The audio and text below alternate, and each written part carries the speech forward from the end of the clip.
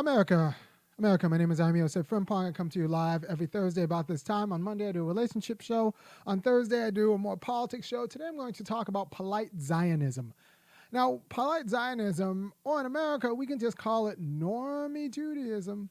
Polite Zionism is the idea that you don't like Bibi Netanyahu because you think he's a bad, bad man who's an authoritative and a fascist, and he should be nicer to the Palestinians, or the Gazans, especially now the Gazans, of often hundreds of people on the West Bank who don't get it much better.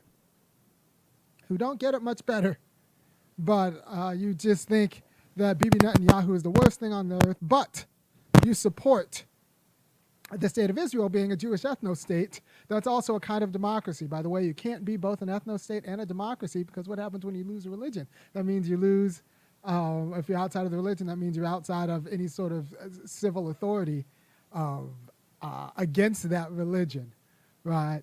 So you can't have it both an ethno-state and a democracy, and people who try end up with purges every now and then, because you end up empowering a demos that every now and then takes their ethnicity into their own hands and purges. Happens in Indonesia. By the way, for the people who recognize the batik behind me, yeah, I spent some time in Indonesia, but in 1998 you had, a purge. So you can't both have an ethno-state and a democracy, because there are people then who are of the right ethnicity who are both part of the democracy, and then their job is to rule over the outsiders and decide the policy for the outsiders.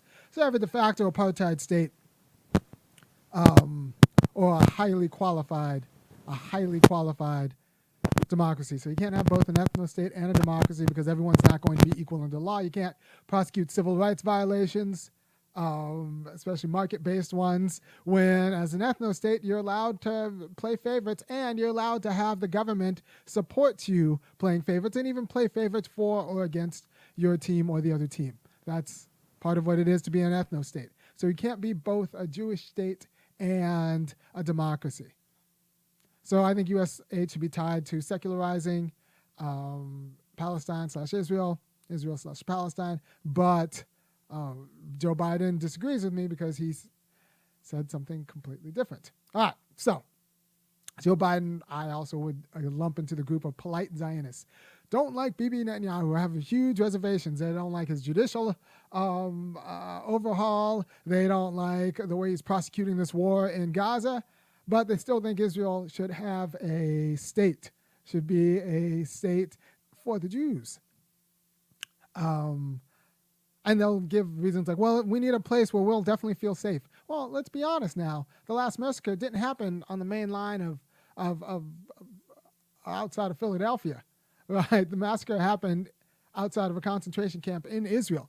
So if Israel's a nation where you have to feel safe, there's a lot of killing you have to do over there in order for you to feel safe, right? So I think that's a little bit of a line that we tell ourselves. I might do a video on how I tie that to like the white flight safetyism. It's often the same people who are making the same arguments.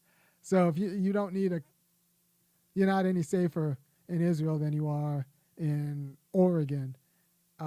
You just want a Jewish state, which, is what it is, but let's not call it something that it's not. So polite Zionism is the notion that the problem is Bibi Netanyahu.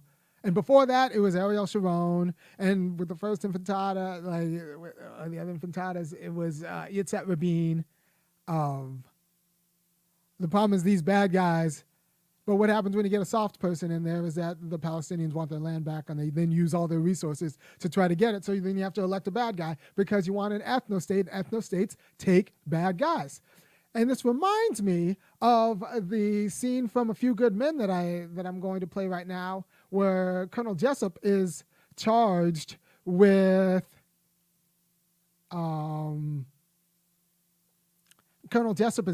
ordering the code red. He orders the hazing that ends up, I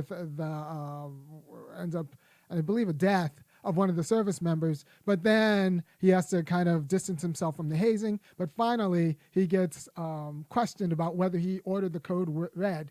And this is the speech he gave. I hope I do this right.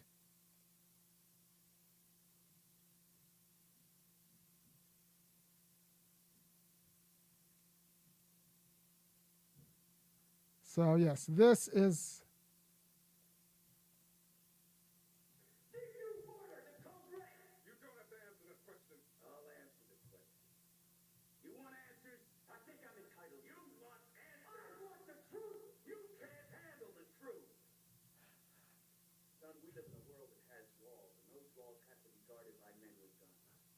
So this isn't working. I will, let me hit the opening and I'll figure this out.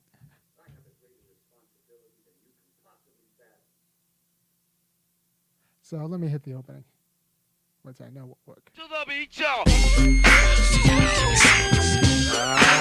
Yeah.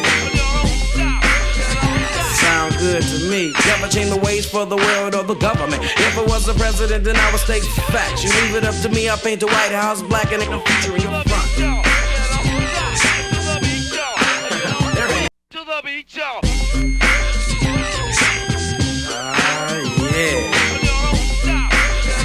Sound good to me. Never change the ways for the world or the government. If I was the president, then I would state facts. You leave it up to me, I paint the White House black and it can feature in your front. To the beat, y'all. Yeah. So in this clip, Colonel Jessup says, look, I stand on a wall. I stand on a wall. You need me on that wall. You want me on that wall. You just don't want to admit it. And I just would like you to just say thank you. That's Bibi Netanyahu. He stands on the wall. He's the bad guy you need to clear your little ethno state. And you just don't want to admit it because it's déclassé to admit that you need Bibi Netanyahu to stand on that wall. That you need him to clear your ethno state. You need him to get rid of the people who want to take you out. Because make no mistakes, a lot of good Palestinians want to take you out. They want their grandparents' land back. They want revenge for being consigned to a concentration camp. Like they want justice. They want to be made whole.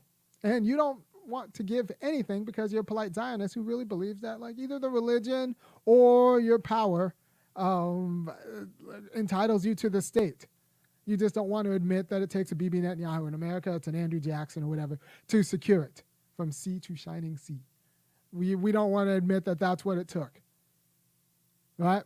So they want the genocide to be in the past, or they want the two-state solution. And here's the deal with the two-state solution. It's just either soft apartheid, where one state has the unconditional both military and economic backing of the United States, and the other state's forsaken, and the people who have the military and economic backing of the United States also have the moral impunity to do whatever they want to feel a certain way.